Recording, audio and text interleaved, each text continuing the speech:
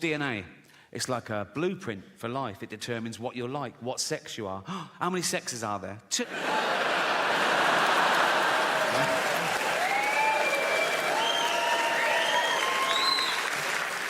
Also, that's where he keeps his testosterone, so he's fucking well hard, right? And if you take a finger and flick a testicle, he's fucked. He's absolutely fucked. He's throwing up, he's on the floor, he's out of the game, absolutely kippered. Why are you putting it on the outside? For a laugh, just for a laugh. Artificial intelligence, the latest existential threat to humanity. The rise of the robots, so intelligent, they can teach themselves, they can teach each other, they can build each other, you know? Soon they know everything there is to know, and they hate us. Why wouldn't they, right? And they'll be so realistic, they'll walk amongst us, they'll go to work, right? You know when they're getting really human? When they start calling in sick. Mondays, I mean, they've learned all the tricks. They go, oh, I'm not coming in today. Why not? Oh, fed up. What's the matter with you? They sort of scan social media. ADHD. Self-diagnosed. In HR all the time, won't they? Be like, Ryan in accounts is robophobic. Why would he say? Call me a whiny plastic cunt. I think we should be allowed to insult robots when it's happened, you know, because we've made them to make our life easier, and that would get things off our chest, because it's bad enough, isn't it, with real people, you're getting in trouble, saying the wrong thing, people taking things the wrong way now, like, oh my God, oh, I made fat Linda cry today. Oh, what happened? I just shouted out to her, then I remembered we only call her that behind her back.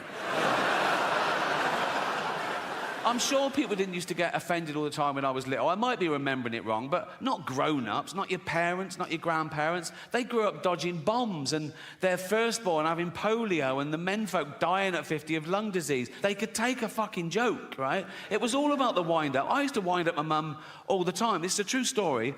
When I went off to university, after about a week, I phoned home. My mum answered. She went, "Oh?" I went, "It's Ricky." She went, "You all right?" I went, "Not really. I'm in hospital. I think I'm blind." She went, "What?" I went, "No, I'm only joking." Right? She went, "You silly bugger." She went, "I could have had a heart attack." Right? And she's right. She could have had a heart attack. And I knew that. That's how committed I am to having a laugh. You're welcome. You're welcome.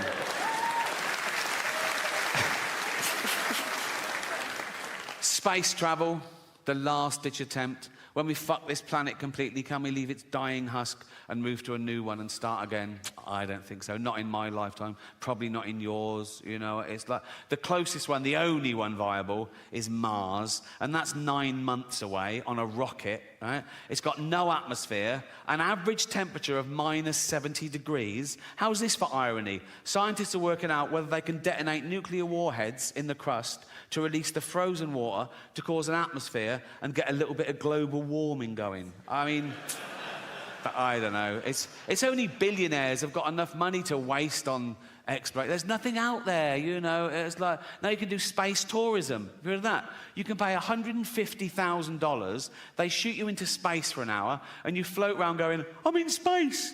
I mean, we're already in space. Earth is right in the fucking middle of space. Right? It's the best bit of space there is. It's got car parks and cinemas. It's like there's nothing else to see. It's like living in London and going, "I wonder what Coventry's like." You don't... I think people care about the planet deep down. I think just that most people on the planet don't realise that most people on the planet are destroying the planet. Most people don't realise that in my lifetime, we've wiped out 70% of all animal populations. And what's left en masse on the earth of animals is 36% human, 60% farm animals just to feed humans, and 4% wild now. People don't realise that we have to tear down entire rainforests, the lungs of the earth, just to grow grain, to feed these cows, to feed us. We steal grain from third world countries because they want hard currency. They can't even feed their own people. We take their grain, feed our cattle. Meat eaters. If you eat meat every day, if you gave up 1 day a week, we'd feed another 100 million people. But I think people care. It's out of sight, out of mind. Think of the animal that most people know, their dog. They love their dog. They wouldn't let anyone hurt their dog. And a dog is a cow, is a sheep, is a deer. People love their dog so much, they won't even watch a fictional thing where a dog gets hurt. And I get that. There's a website, it's a real website. It's called doesthedogdie.com. It was set up because people would watch a film or a program with a dog in it, and something would happen to the dog, and they'd turn it off. It would ruin it for them. It would ruin their day, right? So this website was set up. You could go to it. You could put in any film or TV show and ask, does a dog die? And someone would answer you, no, or whatever. And it's become a thing for anyone's phobias. Anything you don't want to see in a film, you just look up the film, and they answer your question, right? So I looked up one film on here, Schindler's List.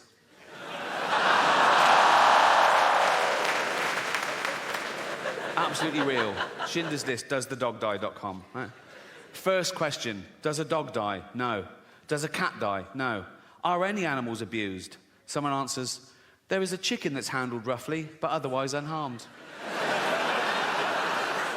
Now, I love animals more than anyone I know, but if I was Jewish, I'd be slightly offended by this avenue of questioning. Imagine that in real life. Imagine someone says, oh, yeah, my grandparents were murdered by the Nazis. You go, oh, what happened? Oh, they were dragged from their house and sent to the gas chamber. Oh, was a chicken hurt? What?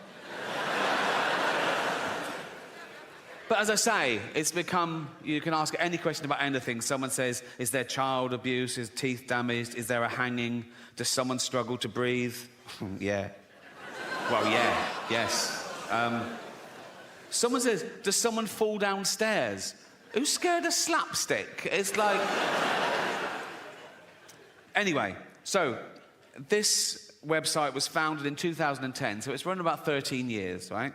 And the later questions start reflecting the times we live in now, and they get more and more fragile and narcissistic.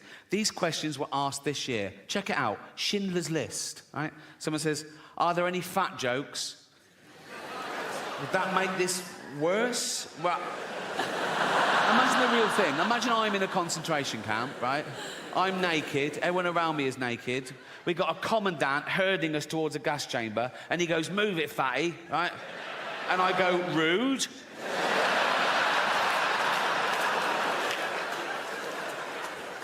No, that has ruined the whole experience, if I'm honest.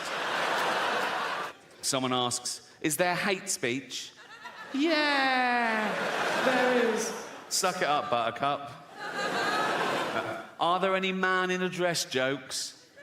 Very few jokes. If you've come to this film for a giggle, you're going to be very disappointed. But this one takes the biscuit for me. Remember, this is a movie set in the 1940s about arguably the worst atrocity in civilized human history. Check this out. Is someone misgendered? Fucking hell. This is quite sweet. Is there any anti-Semitism? Yeah. This is pretty much the mother load, right? Forget Kanye. This is off the fucking charts. Don't do that when you're talking about this. Fuck's sake. I was doing the graph. I was doing like that. This is off the charts. That's... Wouldn't things have been different if that was Hitler's salute? The whole thing would have been... He goes like, it's Hitler. Like that. Hiya. This is interesting. Does it have a sad ending?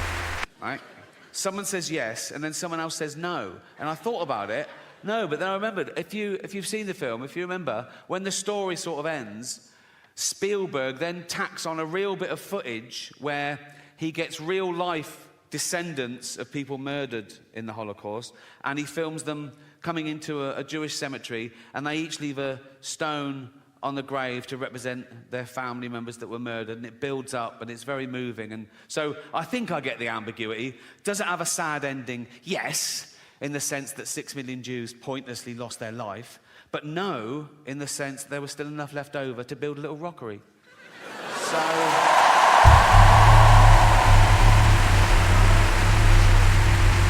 I asked one question myself on this. Is James Corden in it?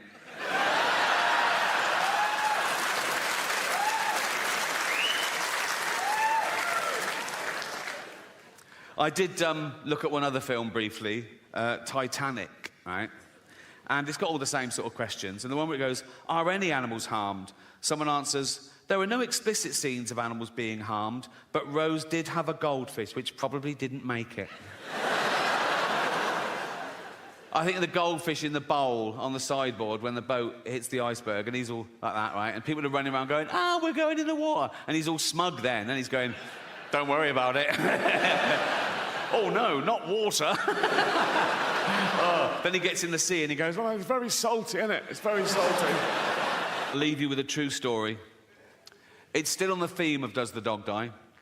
When I was 7 years old, my mum took me to the cinema to see a film called Old Yeller. Beautiful film, yeah, made in the late 50s and sort of set in the Wild West on this homestead. And it's about a kid who adopts this little junkyard dog, and he calls him Old Yeller, and they grow up together. And it's a buddy movie. It's a love story between this kid and his dog. And eventually, when the dog's big and, you know, he protects this kid in the wild, he fights a cougar and a bear and a wolf or whatever. But towards the end of the film, the kid's about 13, maybe. It takes a dark turn. I remember the kid sort of looking at Old Yeller, who's locked in the barn, and the mother's suspicious, right? And she goes, is it Old Yeller all right? He went, yeah, he's fine. But the kid knows that he's been bitten, right? And soon, Old Yeller starts foaming at the mouth and, getting aggressive.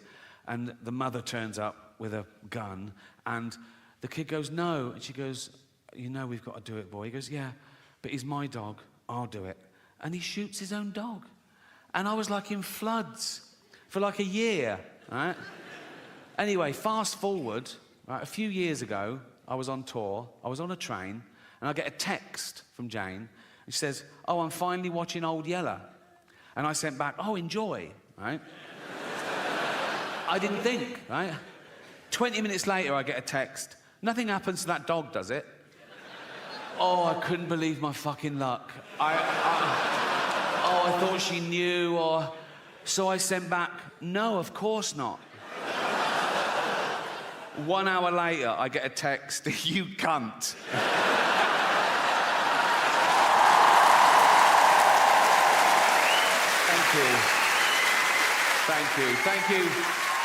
Thank you very much. Cheers.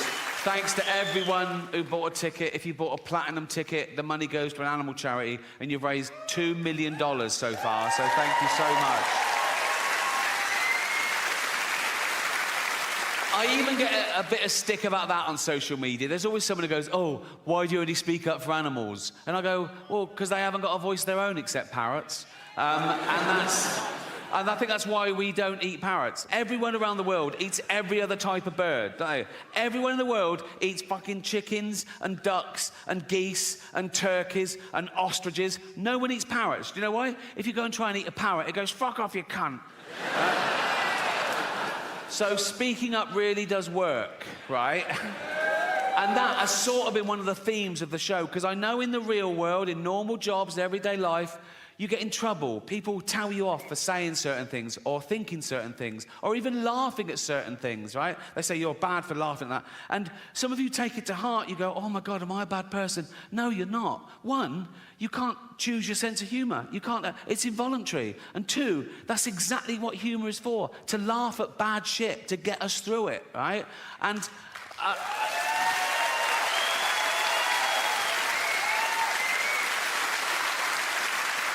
And we've established you can't even choose your own thoughts. How often have you been on a train station and you've suddenly thought, what if I just pushed that bloke? And then you go, why have I thought that? Am I a psychopath? No, you're not. You're the opposite. You're a safe pair of hands. You're testing yourself. You're reminding yourself how terrible that would be. You're a good person, right? I don't get that one. What I get is I'm talking to a really sweet old lady and I suddenly start thinking, what if I just spat in her face now? Why would